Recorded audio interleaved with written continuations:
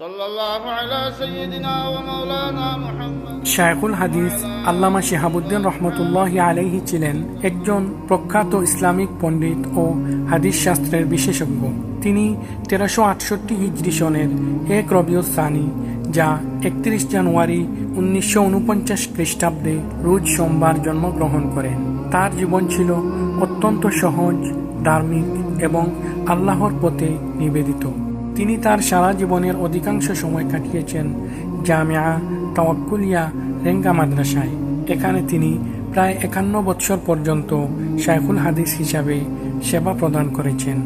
তার অবদান ছিল অমূল্য, যেখানে তিনি অসংখ্য ছাত্রকে হাদিস শাস্ত্রের গভীর জ্ঞান প্রদান করেন এবং ইসলামের শুদ্ধ দৃষ্টিভঙ্গি অনুসরণ করার জন্য উদ্বুদ্ধ করেন।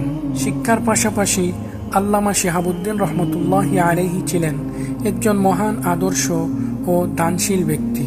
তিনি সকলের প্রতি তার স্নেহ সহানুভূতির জন্য খ্যাত ছিলেন।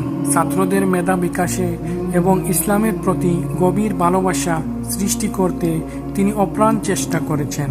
দুঃখের সাথে জানাচ্ছি যে 26 রমজান 1440 হিজরি, যা 1 জুন 2019 খ্রিস্টাব্দে শনিবার তিনি ইন্তেকাল করেন। তার মৃত্যু আমাদের সকলের জন্য একটি অপূরণীয় ক্ষতি। তবে তার রেখে যাওয়া শিক্ষা, তার নীতি, তার প্রতি মানুষের ভালোবাসা চিরকাল আমাদের অন্তরে বেঁচে থাকবে। আল্লাহ ওনাকে জান্নাতুল ফেরদৌস দান করুন। ওনার পরিবার, ছাত্র এবং সকল অনুসারীদের এই সুখ সহ্য করার শক্তি দান করুন। আমিন। সাজদাতুন ওয়াহিদাতুন খায়রুম মিনাদ দুনিয়া ওয়া মা ফিহা। হইতে পারে যে ইমামের সাথে একটা সজদা দিয়ে আপনি করছেন, এই সজদা এই দুনিয়া এবং এই দুনিয়ার মধ্যখানে যা কিছু আছে, আসমান জমিনের মধ্যখানে যা কিছু আছে, সবচেয়ে আপনার জন্য আরো উত্তম হইতে পারে।